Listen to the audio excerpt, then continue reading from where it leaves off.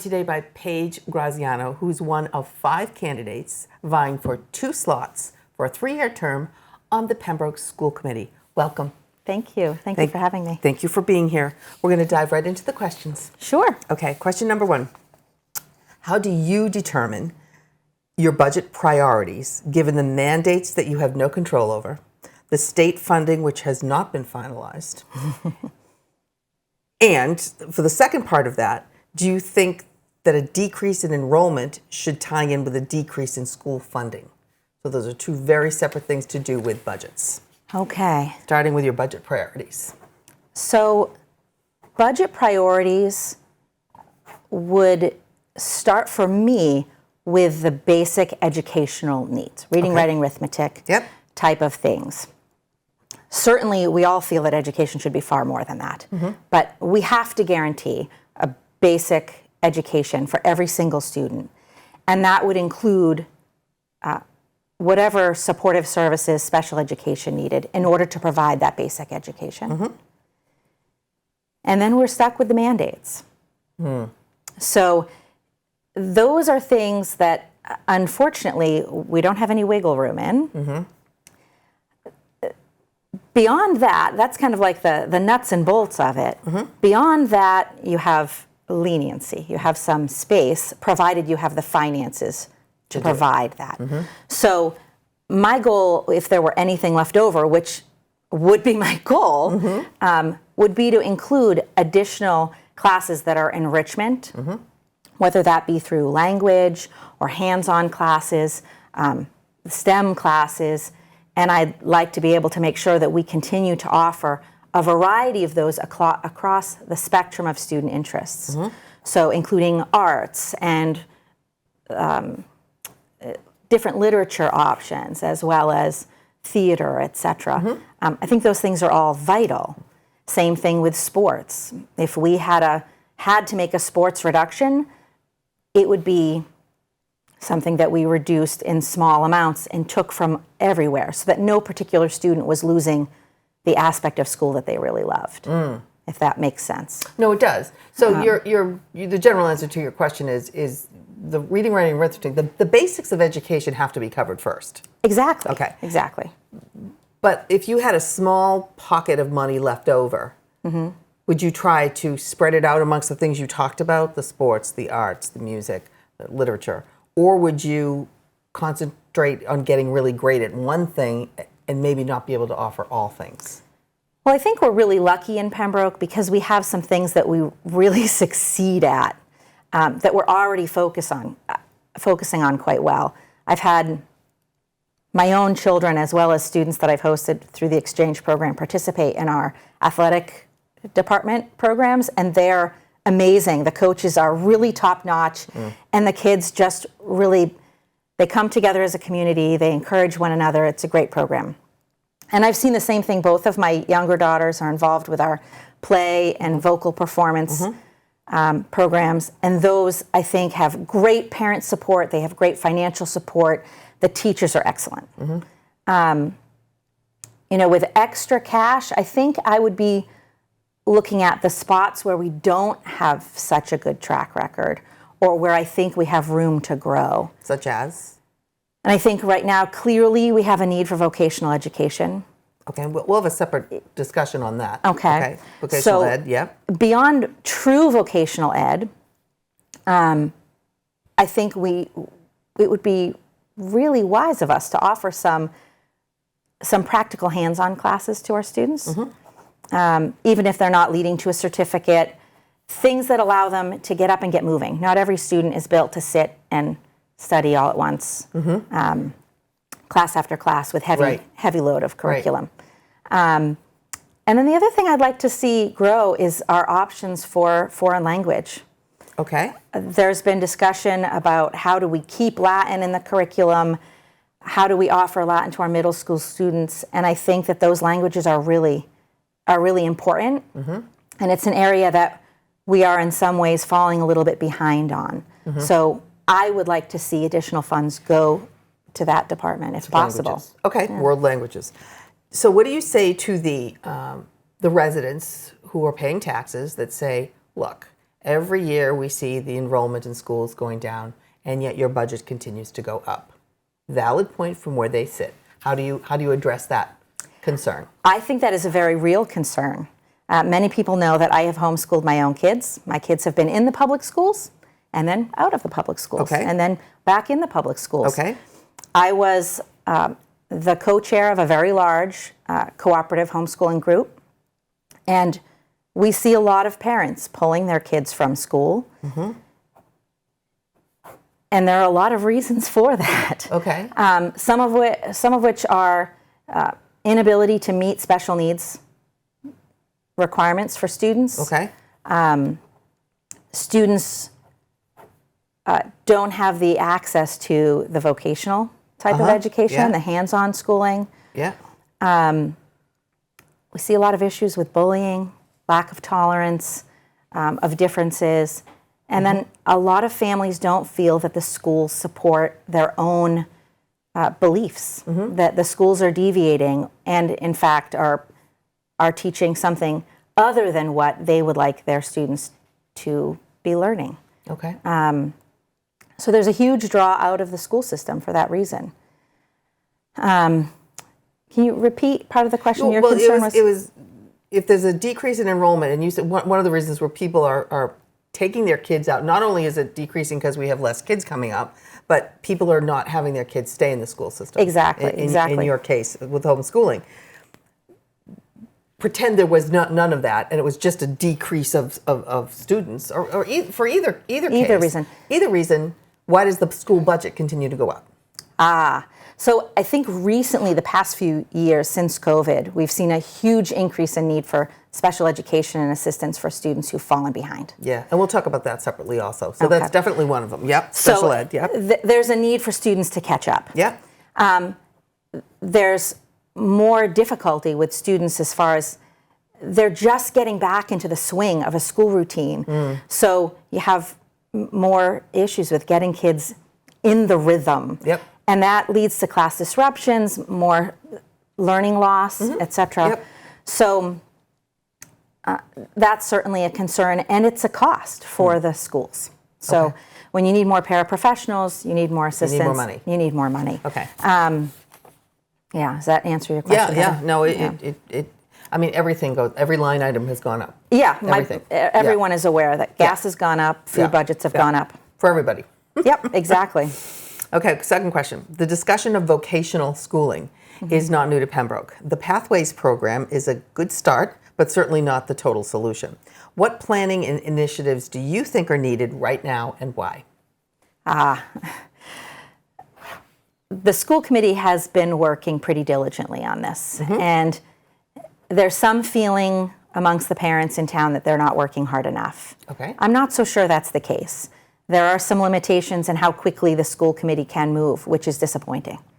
But it's just the reality of getting all the details. We've been trying to join in with South Shore Voc Tech, working with the superintendent there to find out their plans. As they move forward with their plans, they are continuing to discuss with our working group and then pass that information along to our school committee itself. So if that were to come to be, if that possibility of Pembroke joining into the South Shore Voc Tech, would you support that? Absolutely. Okay. Absolutely. I think this is a hill I will die on. It really is necessary for our students. Now, how we go about that is going to be difficult. Right. And our community needs to recognize there will be a price to pay. How we pay that price is going to require a lot of conversation. Right. And that's one of the reasons why I'm running. I know a lot of people in town who are concerned about this.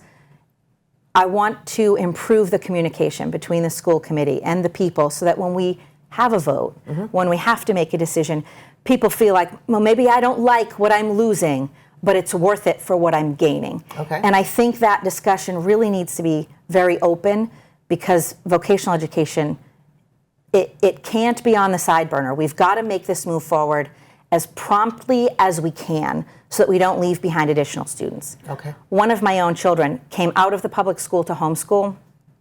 She was homeschooled for a while. She went back into the public school.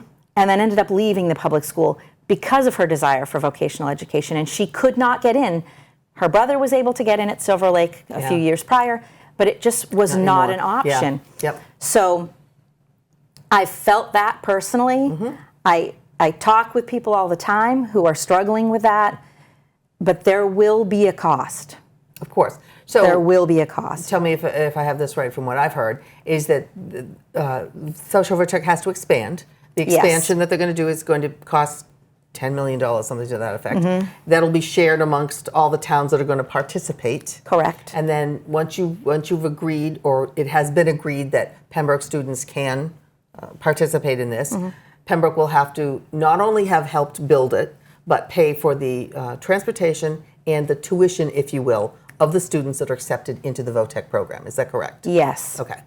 Yes. And that will be a cost, absolutely. It will be. And our citizens will see that the cost to send a student to vocational education will be higher than the cost to send a student to our regular public education. Right. It's the nature of the beast. Right. And to your point, it's something that is being discussed everywhere now. The fact that so many students are opting not to go to college. The cost is very prohibitive. Yeah. It's very prohibitive. So you're absolutely all in for trying to do everything that the town can do to move forward into vocational schooling. Without any doubt in my mind. Okay, excellent. Question number 3. What is your philosophy on special education? Do you believe that the uptick in students requiring additional services is an anomaly or the future of K through 12 in Pembroke?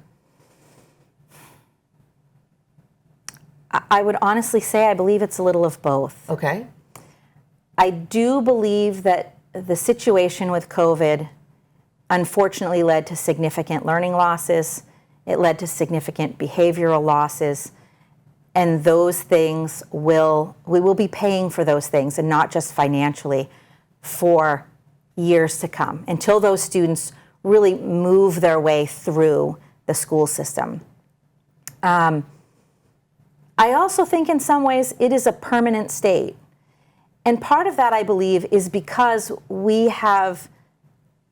turned education into a very mechanical process. What do you mean by that? We don't have tangible books anymore. It's all computer screens. Okay. That's hard for students. It is hard for students to look at a screen all day. It's not for every personality.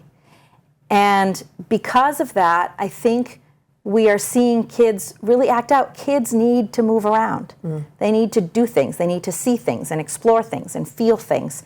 But that costs more money as well. Right. You need supplies for experiments and projects. Right.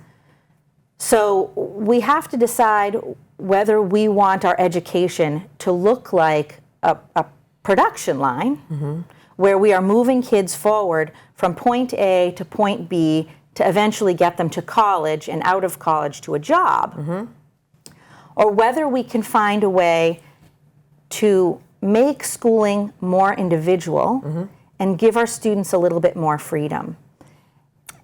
And I think that there are some ways to do that. Okay, we'll explore that in a sec. So the idea of special education now, it's mandated by the state. Yes. You have to support whatever learning condition a student has or needs to the best of your ability as a district. The more children that are on IEPs, the more children that are taking advantage, or students that are taking advantage of special educational processes, the more it's going to cost. Correct. And that's a no control issue. Yep. So what do you do with that? How do you get around that? Because you really can't. You can't, in the sense that individual IEPs are individual. Yep. But that doesn't mean that you can't have a group of kids with similar needs placed in a classroom, not necessarily on their own. I'm not saying isolate them, but placed in class structures that are more conducive to their education. So that would be one way to limit the number of additional people we need to support those students. It's certainly not always possible. It depends on the needs according to that structure. Right. And you certainly wouldn't want children to be singled out as different or other if they're comfortable and capable and able to participate in regular school structures. But I think that there are ways to work together with families and students to try to do that when possible. Okay. Let me play devil's advocate for a sec. A student, let's say, is costing the district $500,000 a year. They have to go to out of district. They need transportation. This is what they need to get their education. It's $500,000 a year for one student. You could maybe take 100 students and give them a new program for that same money. Exactly. So for it's a point. It's an understandable point that people are making. Is there any answer to that, or is that this is the way it has to be? I think the only solution to that is good conversation with our representative support and talking with the state and working with the state and using the pull that we have with the state to try and adjust the structure of how special ed is paid for. And funded. And that's something I love to talk to people. I am more than willing to go to bat. And part of the nature of being on school committee I see as is being an advocate at whatever level that is necessary. Right. So if that's something that as a school committee or as a group of parents supporting special education, we want to go and stand in front of a representative, etc.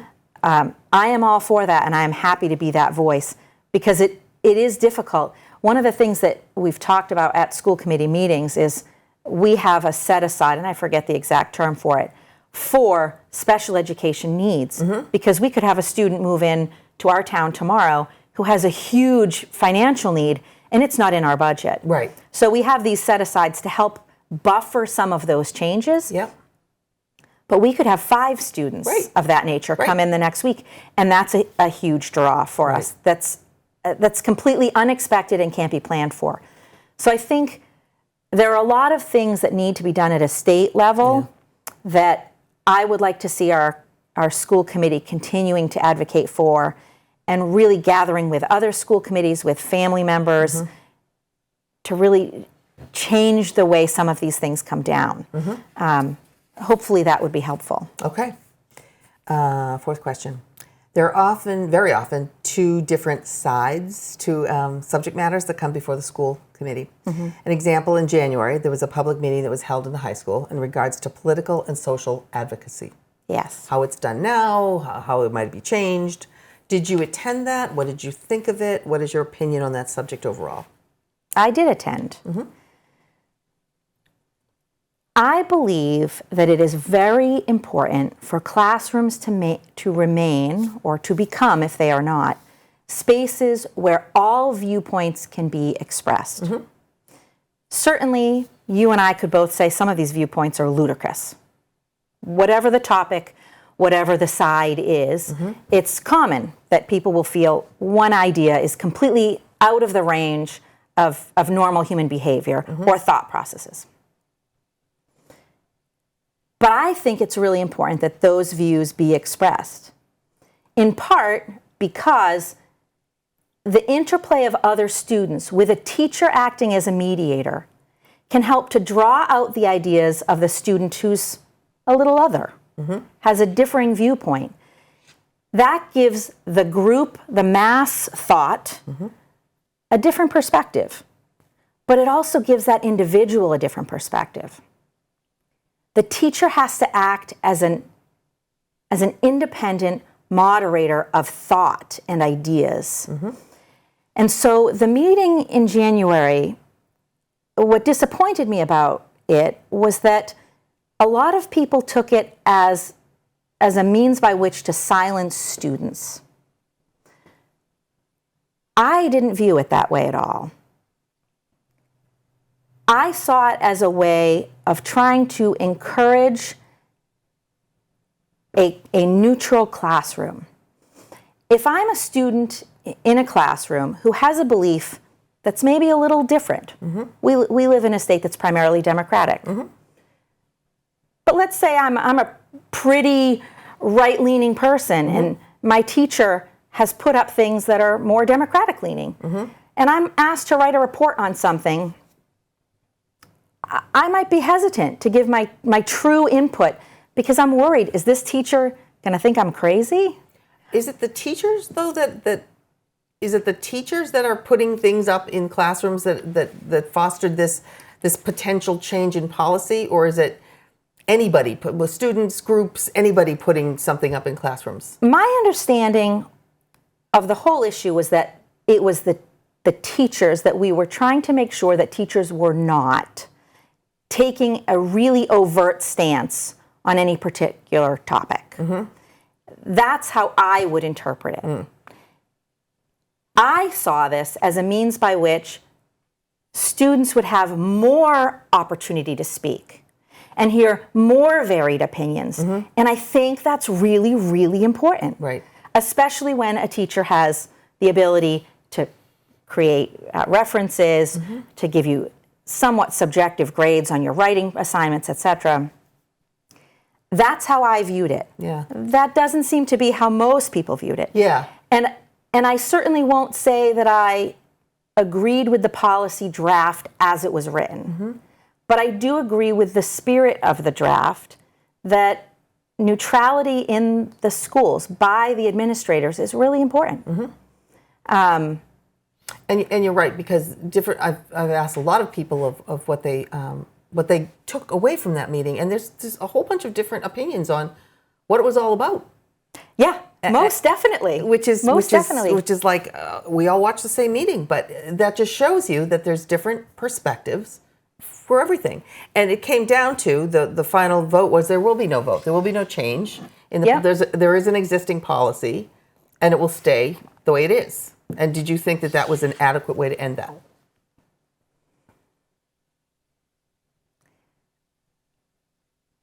I'm not so sure.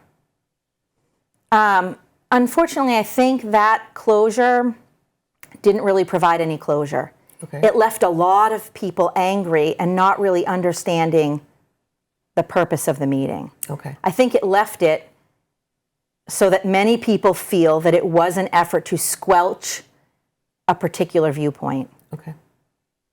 I did not see it that way. Okay. And nor would I want any particular viewpoint hushed or tucked under the carpet. That was exactly why I thought the policy was important. It's because I didn't want alternate or differing viewpoints to be suppressed in the classroom. Okay. I want more discussion in the classroom, not less. All right. My last question to you is, what do you think the Pembroke Public Schools do really, really well, and what do they really need to work on? Really well. We've already touched on a little bit of that. Yep. So the sports programs are really amazing. In particular, I've had a lot of experience with the cross-country team and the track and field team, and those coaches they just really rock it. I don't know how else to say it. And our music program is it's top-notch. The kids really come together. I've said that before. The performances are unbelievable. I've been attending the plays for, I think, like 5 years now, and they're great entertainment. I love going.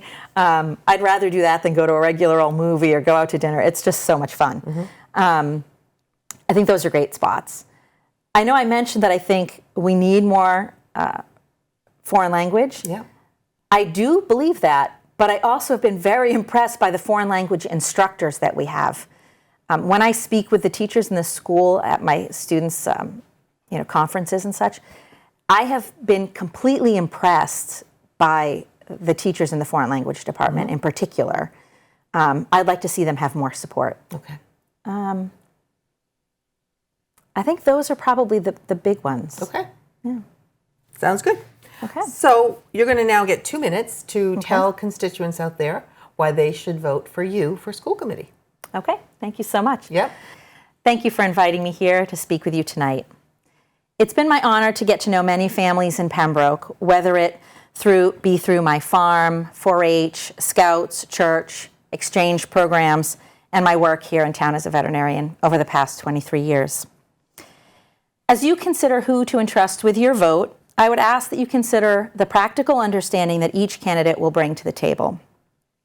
Fiscal understanding is obviously crucial because our school committee is responsible for approximately half of our town budget. The ability to connect with others, to lead, to listen carefully, and to think independently are all also essential. I wish that I could guarantee that I would be able to fix each and every problem we will face in the future. What I can do is continue to be who the last 23 years have shown me to be. I'm a person dedicated to education and to understanding. Throughout my life, I have intentionally put myself in situations where I could grow my understanding of others, whether by going on an exchange program to the Soviet Union when it was still a communist nation, by doing veterinary missionary work in rural villages of Zambia, where I was the single white woman that they had met over many, many moons, or whether it was by hosting exchange students into my home from varied locations and religious backgrounds. It's my goal to encourage open discussion between groups, to find common ground, and to use creative methods to provide quality education to all of the students in our district, no matter how they describe themselves. Each of our students has a unique talent and traits meant to bless this world, and I want to encourage our schools to do that for every student.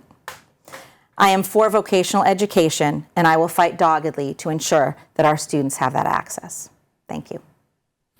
Thank you, Paige. Thank you very much. Best of luck to you during this election season and in your candidacy. And thank you for joining us today. And please do make your voices heard by voting on or before May 18th in the Pembroke Town election. Thank you and good day.